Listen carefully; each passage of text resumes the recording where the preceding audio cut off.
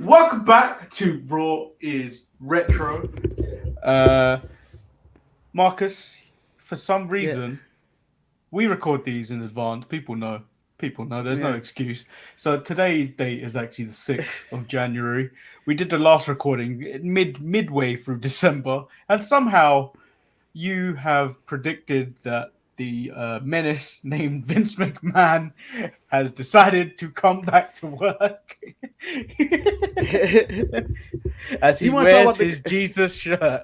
Yes, yes. The power of Christ compels you. Or The I think that I hallelujah don't know that moment. word. Hallelujah. If you But don't like the video yeah. and subscribe, you're gonna have a terrible rest of the year. Oh yeah, yeah. Terrible rest of the year. AEW's gonna get canceled. Vince McMahon's gonna get Yeah. back in charge. Vince McMahon's gonna get back in charge. Excuse me while I whip this out. Uh, Impact is gonna stop killing people. But let me say this about the return of Vince McMahon is that this is the greatest comeback of all time. Just when you thought he was dead, just when you thought the Avengers couldn't get any Infinity Stones, this motherfucker did everything to come back. Everything. A soul for a soul. Yeah. This is LeBron against the Cavs down 0-3. Like, damn, he's back. The big Ross man isn't here this week and the next couple of weeks due to scheduling, but he will be back in time for the Royal Rumble watch along, we hope, of Royal Rumble 1999.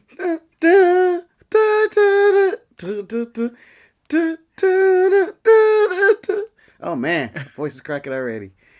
So we kick off Raw from the Compact Center in Houston, Texas, on January the 11th, 1999. There should be a segment. Is it or is it not there? The I think the arena. Compact Center is renamed. To what? The Office Depot Center? The Staples Yeah, Center? something like that. I'm sure it's a crypto company now. I think it's a church. The Church of I mean, Latter-day Saints. there was a very quick Google, which I'm sure is incorrect, and I'm sure someone will correct me at some point. So we're coming off Mankind winning the WWF title. Yes. So DX opened the show.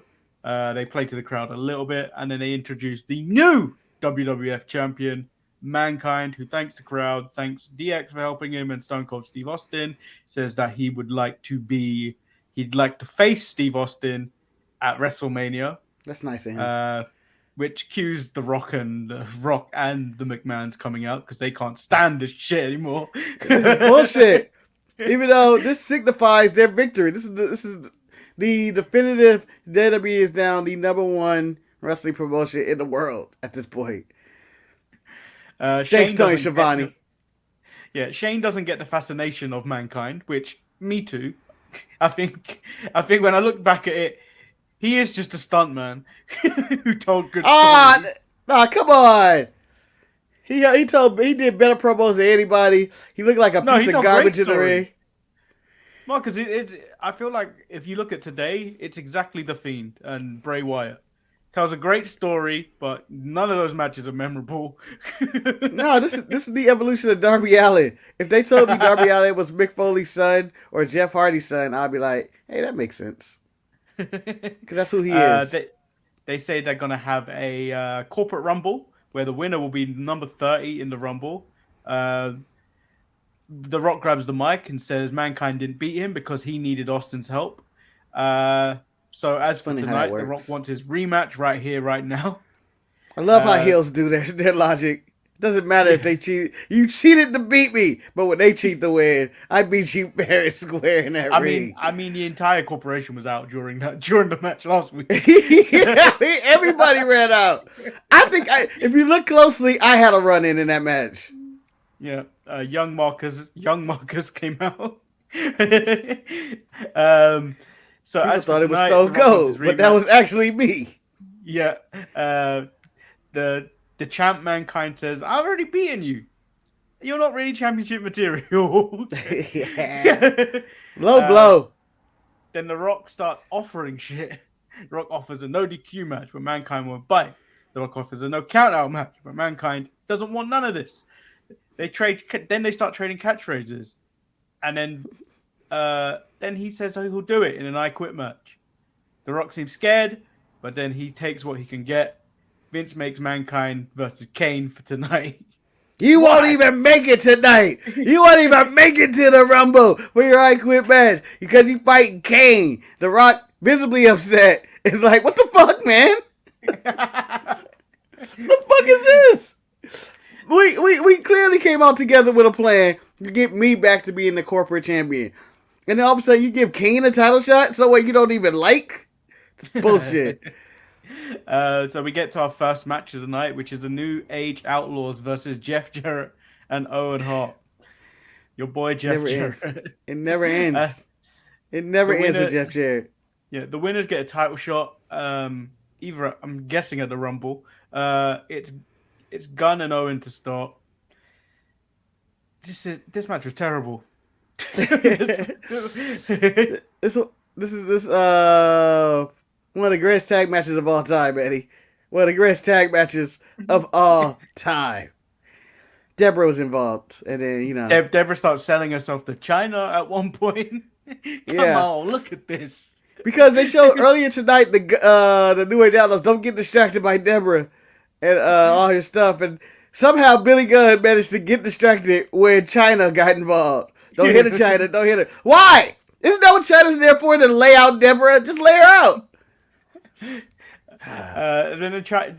That's enough for them to pick up the Owen to roll up Billy for the win, and they get the title shot. And then we get even worse thing, the debut of Gilbert. I don't know if there's anything better than this. This was inspired. Yeah. Yeah. You know what got me? You know what made me make me lose it about the debut of Gilbert? It wasn't the sparklers. It wasn't them knocking on the door. It wasn't the whole entrance and knowing it is. It is watching the police being so annoyed by him. Like, if you look at their face, they are so annoyed that they got to do it. Like, they're shaking their head like, come on, man. Just, Gilbert, come on.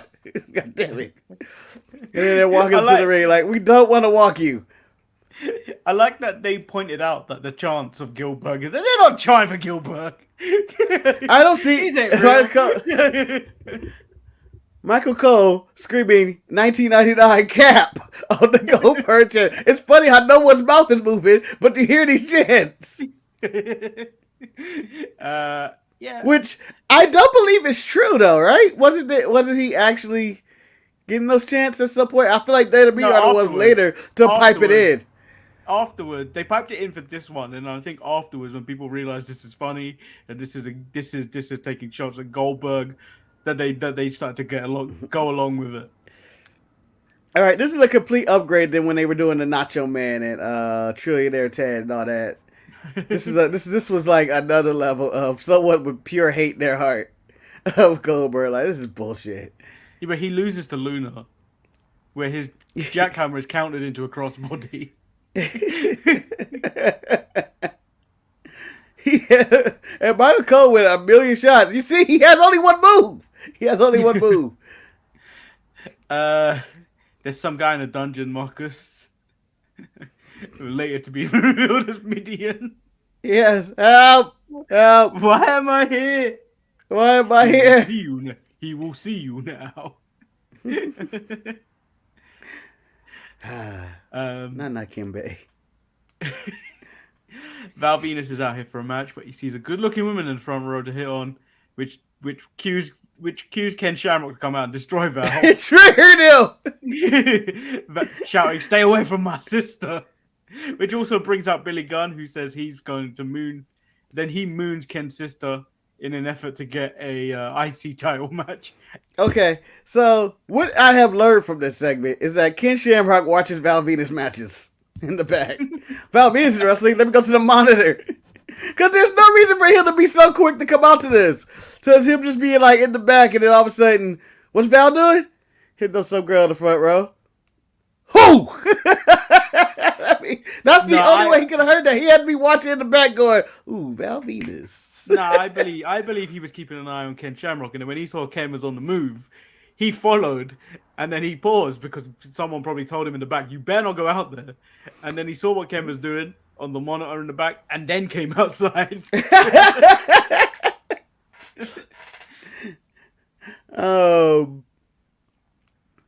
The show. Where was the show at? In Texas, right, or something? Yeah, Texas. Ken Shamrock's from Sacramento. Why was his sister at the Texas show? To see Ken. Why Texas? She probably lives Why? in Texas. It could be a fact. That could be a fact.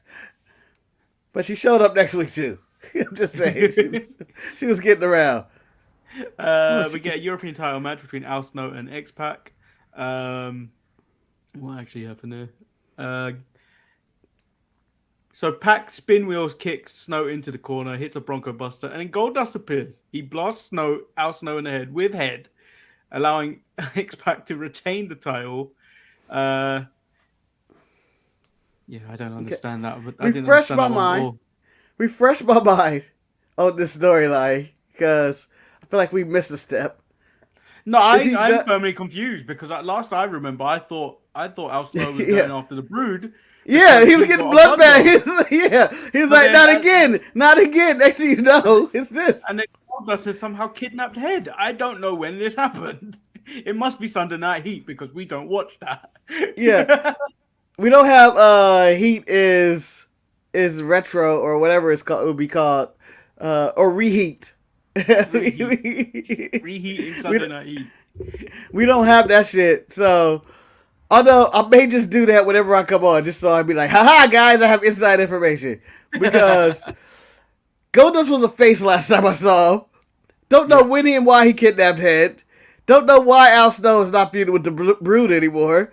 And I'm completely lost on all this. But it's 1999, just go with it. Yeah. So we get the WWF title match between Mankind and Kane. This match doesn't... If anything, they tried to stack the deck here. But when you look back at it, this wasn't really that good. Not a well-executed plan at all. The Rock, the match was going all right, and then The Rock runs down and hits Kane with a chair for the DQ finish. As he should.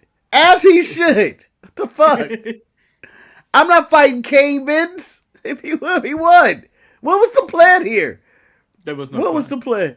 It's 99. Do you think there ever was a plan for anything? No, everything was made on the fly. 2 minutes before you went out there. This is before Vince ripped those scripts because there were less scripts. We move on to... Oh, no, wait. Post-match, Austin comes out to save Mankind, but winds up stunning both Mankind and Kane. I feel like Austin could... Yeah, I think Austin could kill a man in the middle of the ring in 1999 and people would cheer it. Yeah. Like, it didn't even matter. This was an innocent person. Like, if it was Steve Austin, could have walked out there and shot an innocent fan in the leg, and everybody be like, hell yeah! Hell yeah! Well, as Eric used to say about AEW, they could take a shit in the middle of the ring and cheer. I think Austin could have done that in 99 and everyone would have cheered. Yeah, everybody be like, yeah. I mean, it's not like he just attacked Mick Foley, who they just cheered. Was like, yeah, he's an anti-corporate champion and all that. But he stunned Mick Foley out of nowhere for no reason. We get Triple H versus Edge. In a doppelganger match. Yeah. Triple H hits the pedigree to win this. There's nothing interesting here. There really isn't anything. Edge didn't come out like the Brood. Triple H hit his pedigree.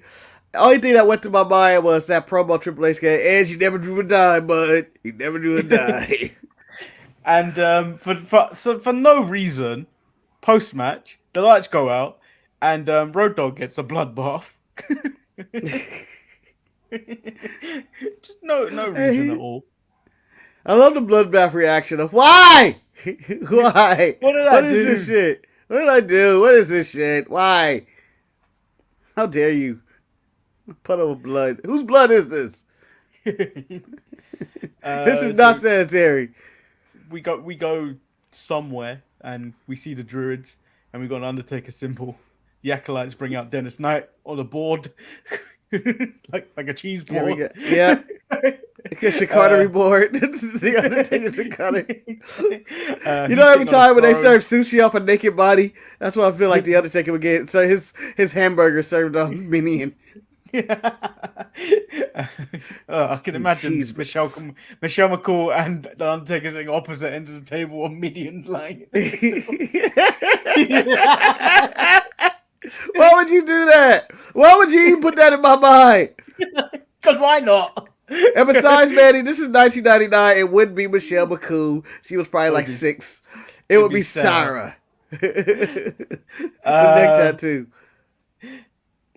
Undertaker says the Ministry of Darkness is going to destroy the heroes and plague of the darkness is coming. He talks about how he'll have a few followers, but it won't matter. Bearer pulls out a knife. This escalated quickly. Taker walks over to Dennis Knight, knife in hand. Taker speaks in tongues. Nana Kimbe. Slashes open his wrist. Pours the blood into a goblet and pours it down Knight's throat. Yeah. And then Midian starts levitating. Yeah, so the year is 1999. The time, roughly 10 p.m. in California around this time, somewhere. A 13 to 14-year-old Marcus is watching this. And I will tell you this, Manny. If there was ever anything in a moment that gave me fucking nightmares as a child, it was that segment right there. It was that segment. Shit haunted me for weeks. I don't know why, but I was like, this is disgusting. This is gross. Oh my God. From the drinking the blood to the levitating, and I was like, for me being the smart wrestling fan I was in 1999 and educated, it's in the know. This one freaked me out and went, all right, I think they're going too far with this. I was grossed out. I was grossed out and was afraid again of The Undertaker at this point. So, going like, he really is a demon. So, look, the notes here say, so these aren't my notes because it's 99 wrestling and I don't want to take notes. You want to talk about something that makes me embarrassed to be a wrestling fan, this would be a good place to start.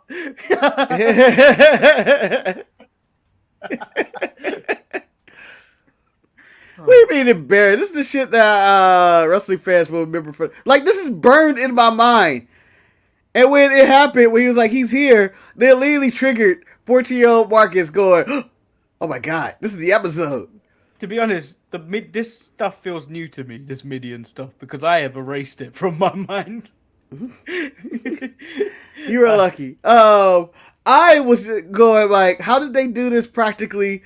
And I still don't know. I'm still asking questions of, I think it's still a magician to me. He's a fucking wizard. Jericho, you can't call yourself a wizard until you drink Midian's blood and have him levitate.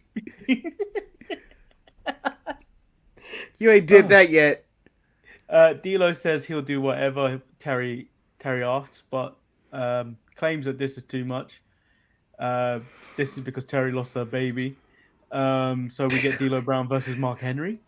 Can I jump in and say this shit's out of control? We got a man drinking blood, levitating. We have parent baby death, and now we have revenge of that. There's so much that happens in like a span of 10, 15 minutes. Yeah, but there wasn't a match we anyway. need to slow the fuck down. Yeah. Terry immediately low blows Mark Henry, and then Chyna and Sammy make the save. Yeah, that happened. Yeah, now there's a drag queen, maybe trans. I'm not sure how they're playing it. I think it was a drag queen, a cross-dresser. Whatever it is, it's a little homophobic. So we went from levitating blood to I lost my baby to someone getting punched in the night to now a person in drag, maybe trans. I don't know how they're playing Sammy. Yeah, big reveal later. Yeah, you have a penis. A penis. I'll help you feel better. You have a penis. I can't remember if the reveal was on this episode or if it's the next episode. But that is. I think it was this one. They were in the train. Yeah, they were in the training room, and then that's what happened. They were in the training room after the low blow. So I believe it was here, this episode. This is D'Lo's apology as well, right? When he was going up there apologizing and saying he'd do anything. Yeah. I'd do anything for love, But We I got the won't Vince McMahon- fight, Mark. We got the Vince McMahon training packages where he's Rocky. Brush the meat, chase the chicken, all of that. Good work. I don't know how any of this prepared you for the Royal Rumble. Although, if I was prepared for the Royal Rumble, this would be some of my workouts. This would be maybe a Running lot through the throwing snow. running through the snow. All right, Manny, what would be your unorthodox method of training for the Rumble? I think there was a Brock Lesnar footage of him training on his farm once upon a time. I'd be doing that. Doing sit-ups with bears. I'll tell you this. I'm throwing potato sacks over the top rope over and over and doing up and burpees and potato sacks over the ring. No, I know what I'm doing, Marcus. Pull-ups for sure, too. My by the first way. initial training is hugging that bottom rope. Hugging that bottom rope. I will just not get in the ring. I would use the modern strategy of using the numbers, as I would say, of just waiting to the outside to the end of the Rumble, sliding in and waiting after the last person think they have won to knock them out the ring. That seems to be the ideal strategy these days. So we do have the corporate Rumble.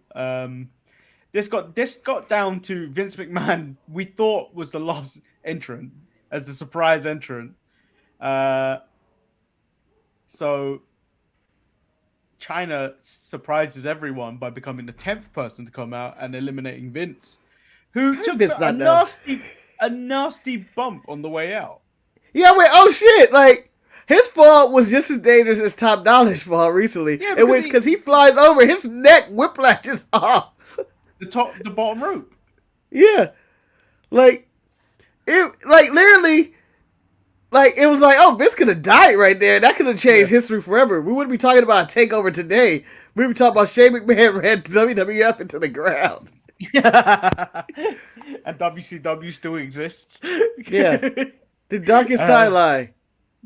Where we're watching the WCW Starcade Hall of Fame as we watch Booker T still go in. It's like, oh, Jeff Jarrett is running the show. So not much would really change. Yeah. Jeff Jarrett would still be around. So this was Raw. Chyna wins the Rumble, corporate Rumble, so she's number 30.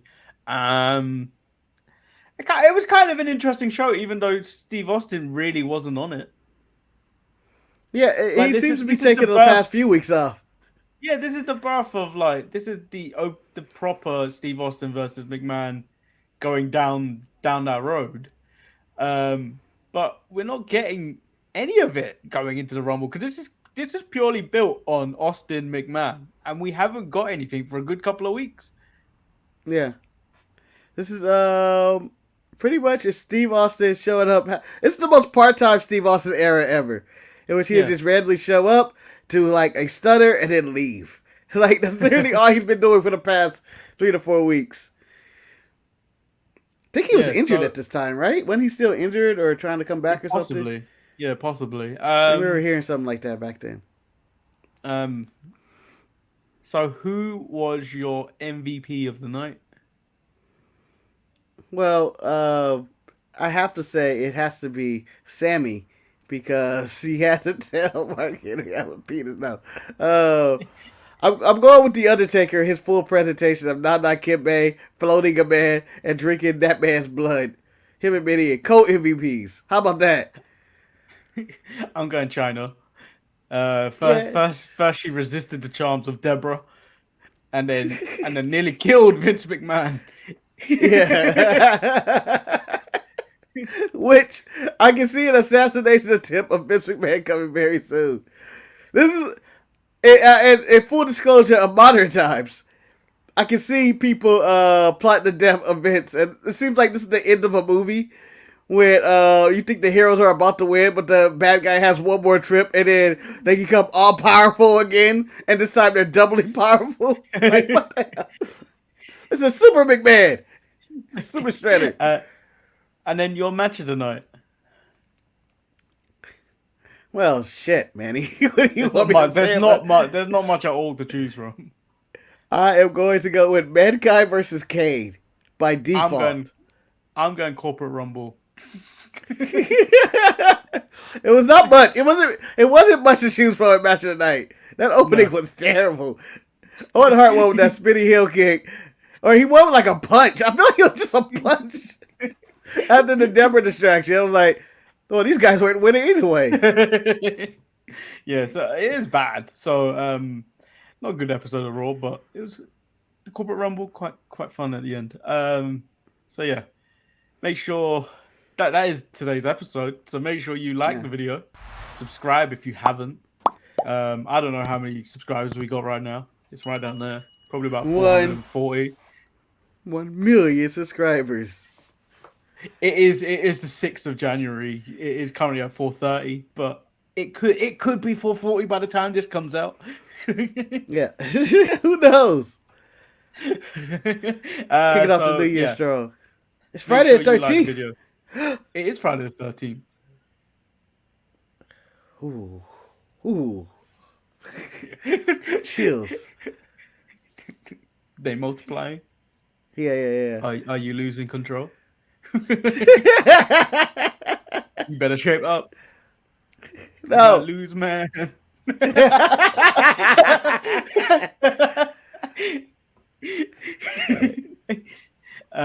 So like videos, share, subscribe, all that stuff. We'll be back next week. That only leaves one thing.